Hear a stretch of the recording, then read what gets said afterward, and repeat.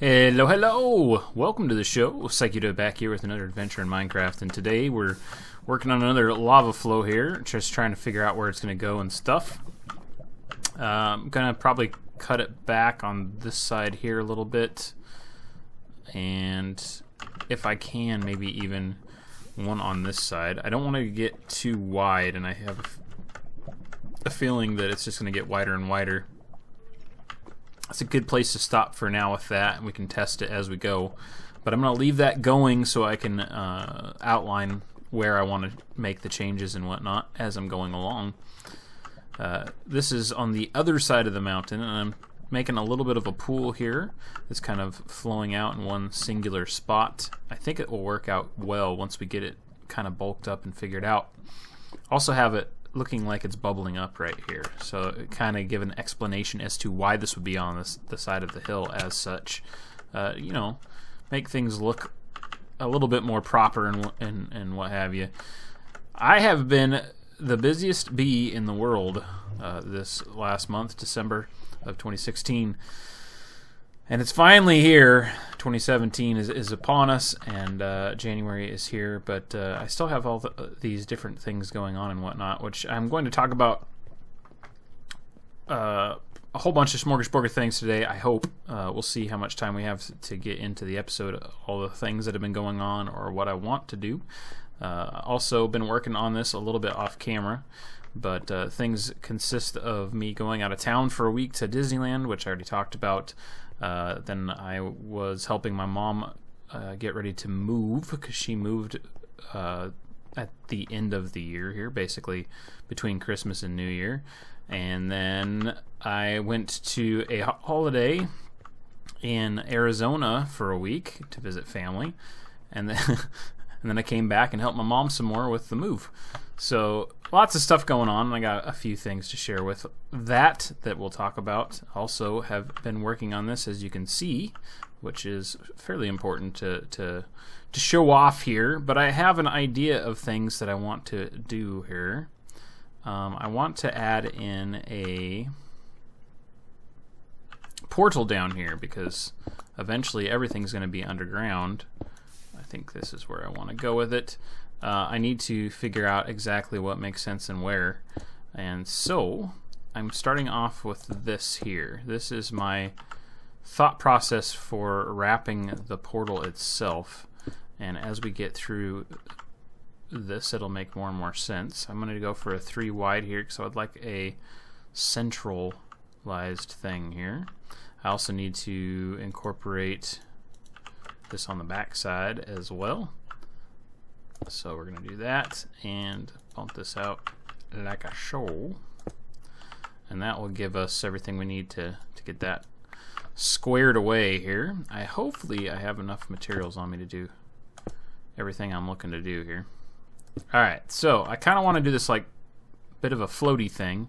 It's not going to be 100% floaty, because it's got to be connected to something for me to get in and out of it. I could make it set up so that I have to access it via Ender Pearl or Elytra Wings, but I just don't like that concept. This ladder, by the way, will be gone, so that will just be a walkway eventually. This being non-symmetrical into this shape that is symmetrical with the room, I'm okay with. I don't have a problem with that. And I'm going to split the lava stream is the plan. So I need to come in here and make sure I have a place for that to happen. So once it does start coming over, we'll be good to go with that. Okay. Alrighty, so that should be good to go there. And then I just got to figure out how high I want to go with this wrap here. Let's see what we're at. Let's do 3, 4, 5, 6, 7. I think I want to go that high with it here.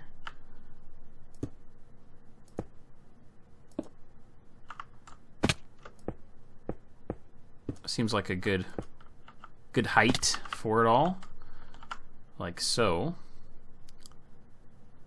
Okay, so To make this work correctly, I'm going to have to bulk this out so that it's too wide. Oh, which means that's in the wrong spot. I need to fix that. I will. And we'll have to see how it looks from there. I've already gone through basically half a stack, so I'm going to have to make some more, which is not a problem. I have gotten that taken care of ahead of time. Let's go ahead and get all of this in place and see what it looks like. Okay, I like the size. It is a bit bulky. It makes a big statement, but I think that will be okay. The most important thing to notice here is how well it goes with the lava, and I thought that was fairly essential and important for the overall layout, is having something that's going to go good with the purple and the lava. Now, whether or not it goes really good with the purple is yet to be seen, so we'll have to figure that out as we go here, but I'm hoping that it will do the trick we are looking for and how that looks. Okay, let's see. I want that right there and bring that down to there. Now, if I can do this and this. Is it going to go where I want it to go? I have cut it off from its other location. It is only flowing to the one side right now. Okay, that's not a problem. We can fix that really easily. All we have to do is just take a piece of scrap so we don't waste anything we don't want to waste here. Do this here, and that will force it to go the other direction. I still got a hole here? Why are you not... Hello? There it goes. That was a weird kind of glitch going on there. Alright, now it should go this way automatically. And it's going down the side here and going down the side here. Perfect. Okay, that's what we wanted to see there. We can go ahead and pop this the rest of the way in, like so. And we'll light that in just a second. I want to check down here, make sure everything's looking correcto. Alright, so now we've successfully split this. And the way that this is set up, we're going to be able to essentially make the obsidian disappear. I mean, it'll be a little bit visible, but not too much. We just have these lava flows coming down on the sides. This also provides a lot of light, which I like, and I definitely think it makes a statement of sorts, doesn't it? It's very, very much so. Okay, so we can even do one better up here, but I wanted to make sure that I got this taken care of first.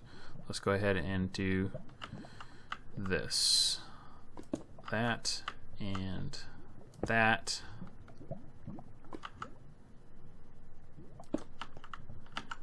Will that? Yes, it will. Okay. Now the question is, can I pull this more? Let's see if this will work here. That's staying there. I don't know how far this is going to, because essentially we're pushing it one block out. If we push it 2, it's going to want to go over the edge here. So this is basically as far as I can go with this thought process. But I'm going to do it as far as I can. Kind of make the lava bulk up a bit there. It just fills everything up a little bit more. A little bit less of a ledge type of thing there. Okay, we'll call that good there. And I can't push that, can I? I don't think I can. I think it'll go over the edge. So we're just going to leave it just like that. Make it flare out a little bit at the top. Give it a little bit of oompah-pah there. Alright, let's go ahead and light this up and see if it connects to the existing portal in the nether for us. Well, that's gone forever. And pow. Alright, so here's the question. Does that look good? Yellow with the blackish purple looks great. The yellow with the purple, yeah, it looks good. It's got enough orange in it to pull it off. I think that'll be okay for that contrasting color. Well, not contrasting per se, but it looks like it gels well. Okay, so it did connect up with the portal that we already had here. Let's go ahead and go back through and make sure that that is still copacetic.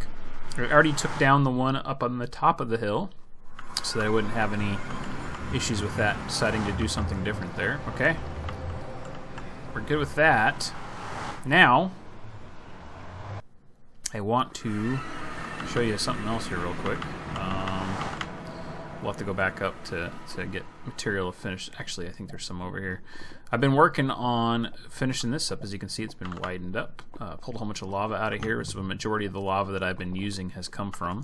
And then I got to come back in here and fill all that in. All of this is already done right here with the side and the half slab down the center, like the main tunnel that we started. So I can basically continue that all the way around, and then I can start working on the walls. And if you remember, the walls were fairly elaborate. They were too wide. And I have different things that I can mix in and whatnot to make variations in everything and all that stuff. And we'll continue to do that for sure. So I'm going to do that off camera though, because we've already done a section more or less on camera. There's no need to really show that stuff there. I'm going to need some half slabs. Let's go ahead and take these guys.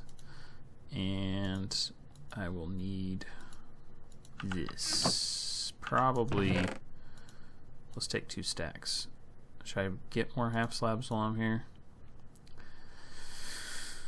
It's going to be close to enough. We'll call it good. Okay.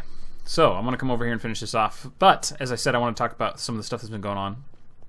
I already talked about Disney. Nothing to add to that or change about any of that. I think covered that pretty well.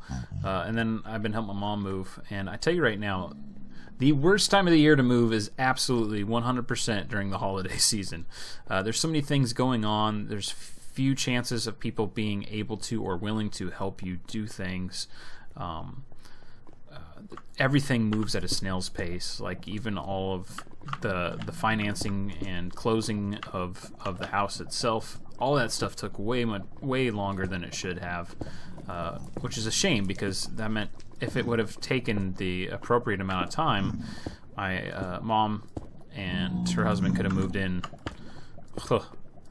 much sooner. I mean, they would have been able to give themselves much more time to be out of their current place by the end of the month.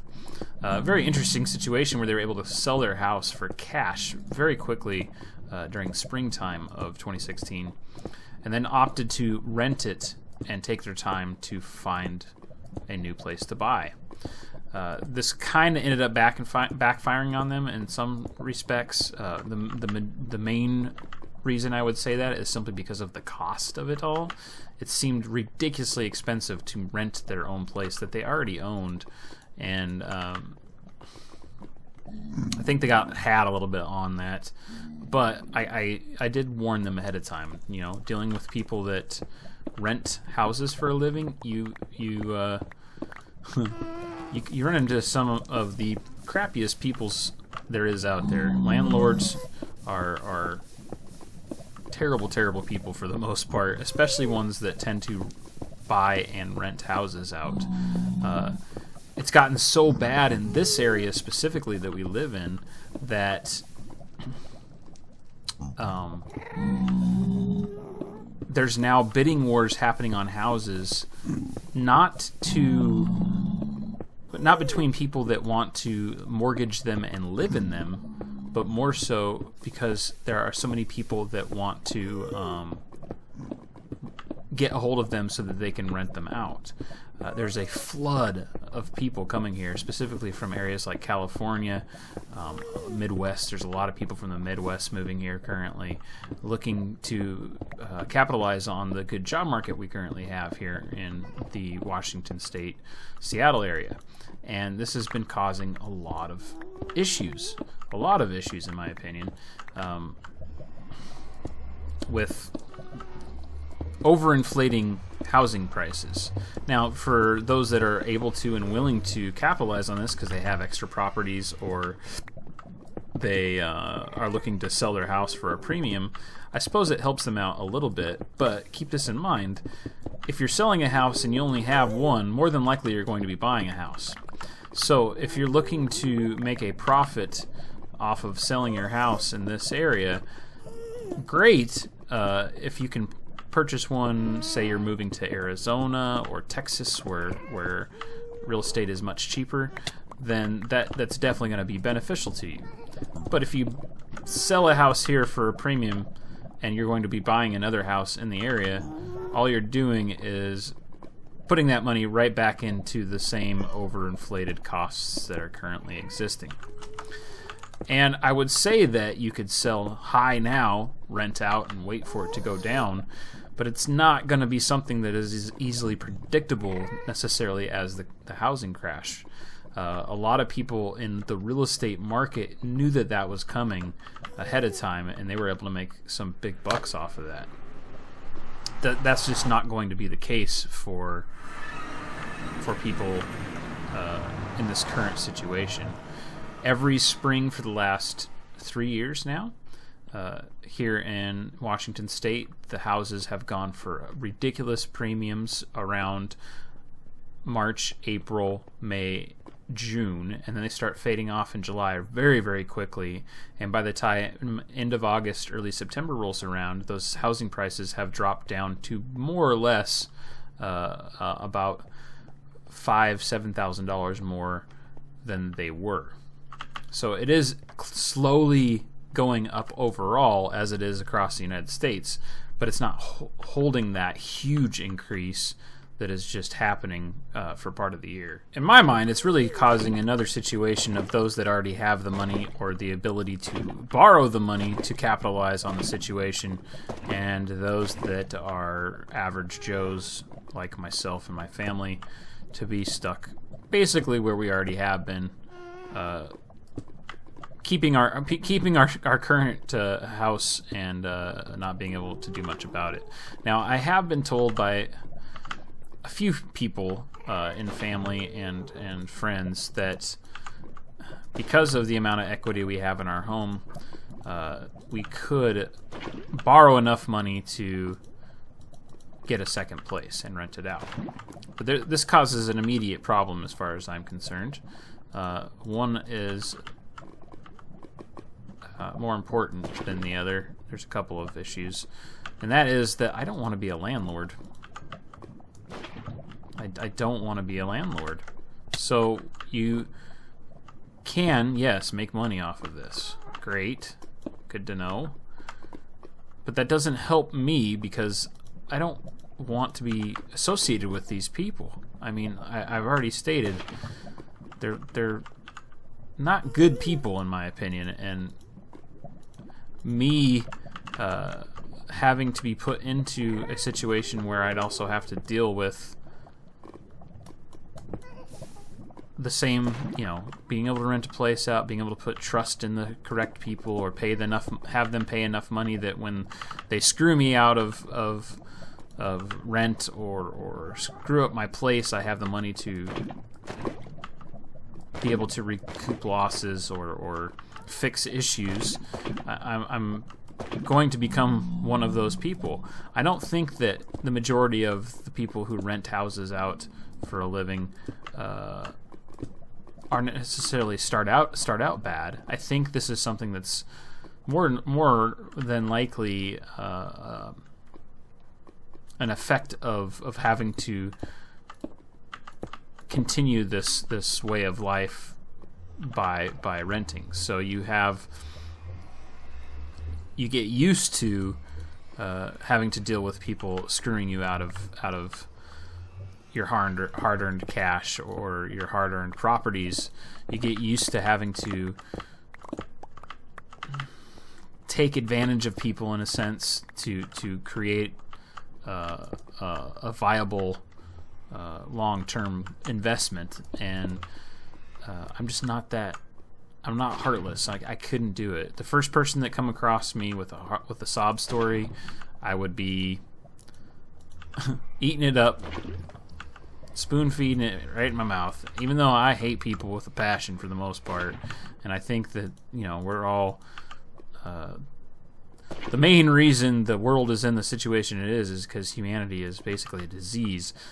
And yes, this is truly how I speak a lot of the times. I still, try to see the good in people, and I still feel sorry for people in bad situations or want to help, fellow mankind. And it causes a lot of heartache already in my life where I get taken advantage of or what have you. So I can't imagine what it's going to do if I'm in a situation where I now have even more that can be taken advantage of in assets or what have you. It's not something I personally want to have to worry about or deal with, and I don't think the majority of people do. And that's why I say that there's no way that all people start out being scum when they decide to be landlords of properties. Then you got the trip to Arizona. I don't know if I've mentioned this before or not, but my wife's mom and dad moved to Arizona recently for work. And I do know that I've mentioned this, that her brother lives there in Flagstaff. He went there a while ago just because he wanted to change his life around and try something new.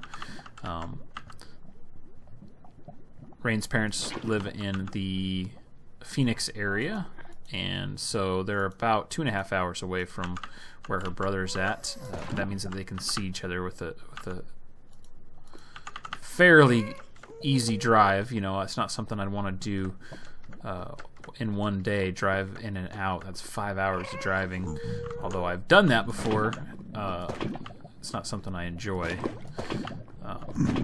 But for a weekend or an overnight trip or what have you, it would definitely work out pretty well.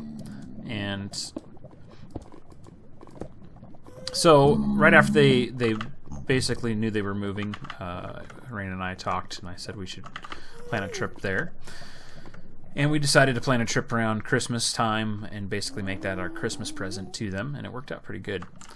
One of the things that is also a bonus to going there as a trip is that the weather is great this time of year. The average temperature for the day was between 70 and 75.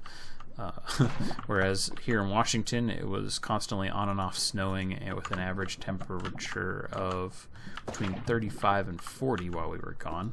And it's actually been that way for the whole month. It's surprisingly cold. It was a surprisingly cold December for Western Washington. Not very typical. But it gave us a chance to soak in some of the sun rays, and did quite a few things over there. Checked out the zoo. Went to a swap meet, which I'll talk a little bit more about here in a second. Went to a flea market and did a couple other things. Very fun overall. But the other thing that kind of is beneficial to going there is the possibility of us moving there has always been a thing. We've talked about Arizona for a long time now being a possible move for us, depending on what Rain could do with her work. And I, for a long time now, have had an issue with the winters here. They're not cold, like super cold. They're just really dark and wet, which in turn makes me cold. I do enjoy warmer climates on average, and you'll see me even on a 70-degree day, pretty much anywhere, sunny or not, wearing a long sleeve shirt still, because I enjoy the warm weather, always have. So Arizona, especially the Phoenix area, is definitely up my alley as far as that goes. And a lot of people will talk about how hot the summers get there when you got temperatures can exceed 110 degrees. But that's 2, maybe 3 months out of the year that's a thing. And it is a pretty dry heat, which regardless of what people say, it does make a difference in how it feels. As we're here, because of how much rain there is and how dark and cold it is the majority of the time, we spend anywhere from 4 to 6 months inside, not doing anything outside to stay away from the weather and the cold. Another thing that goes along with that, though, is while we were there, we went to flea markets and swap meets and stuff, and I've been working on a project that you will see more of, but I ended up finding a few things that went for that pretty awesome. I will definitely be filling you in about that hopefully soon. I'm waiting for a couple of things to happen before I can get to that. It's going to be entertaining, though. I think so, for everyone. If not, well, it is what it is. Also, going to see some changes going on with the channel again, and I talked about this a little bit in the last one, where I think there was a video before that where the channel needs to be changed because it's not really doing what I intended it to do in its current state, and I am just kind of moving on with things as you do anyway. I might be streaming from time to time. I'm thinking about doing that, very much so. We'll see. It's something that I have been toying with the idea of for quite a while, and if I was more of a go-getter, I feel like I could have gotten somewhere with it, but it's one of those things where you feel like Twitch is already oversaturated, and making a jump to something like Beam could or could not be, may or may not be viable or beneficial to you in long term. What it comes down to is I'm just looking for something to continue as basically a hobby that is enjoyable, and I feel like is making my time feel valued. It's a hard thing to say or sell, but essentially, if you don't have a 9-to-5 job, especially guys, it seems to be guys have this issue more so than women, you have a hard time feeling self-worth or self-value, and it becomes quite a thing where you just always feel meh or ho-hum or worthless, in the extreme, and I definitely have those days. So we'll see what comes out of my current thought process and plans. I do intend on continuing to raise money for charity. That's something that I feel pretty strongly about, and I think it's something I should do because, I have the free time. I should give back in some way. Why not? We'll see how that plays in with what we're doing, but it's all kind of up in the air right now as to what's what and where it's going. So I'm at a point where I'm running into caves and whatnot, and I've already I've already lit this up through a caving adventure. It wasn't that I came down here and lit it up off camera or anything like that. This was part of that trip down here, which is good. This is what I wanted to see happen, is start seeing things like this show up, because that way I can... There's definitely dark around here somewhere. I can start creating space out of the caves themselves. I will still more than likely, dig them out and widen them up and stuff like that, but I have already a natural form in place to kind of follow. And it also just saves on digging time. But now I'm also starting to push back on this stuff quite a bit, where you're seeing it get wider and wider very rapidly versus slowly. This is essentially where the big, huge lava pocket or pool will start, and I'll just make a large hole that the lava would be in. We're getting fairly low, but we still got quite a ways to go. So I have that set up. I know what I'm going to be doing. I have a basic start on everything. What now? I gotta figure out what to do. Well, I still haven't even figured out if I want to keep this here. This might be glass. This might stay this way. I don't know. But I'm seeing things that are not gelling well for me. We have a lot of contrast just basically because of the shape and how everything's dug out. But I want more. I want some of this in here. I don't want specific colors. I don't want dirt. I don't want the other rock types. But I want to get things that make sense. So this is what I've pulled out to kind of help that along. And I want to start in the ground floor entrance, if you will, to kind of get an idea of how this is going to play out. Just using those specifics to see how it looks and how it's going to work for us. So this is the tunnel that goes out kind of to the ground floor here, and we have the pathway in place, but that's it. Everything else is just standard stone. Now, if we follow the rules that we've put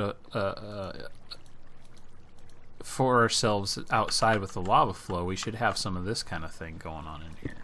So if I add this stuff in, is this going to make sense? I don't know, but we're going to find out here.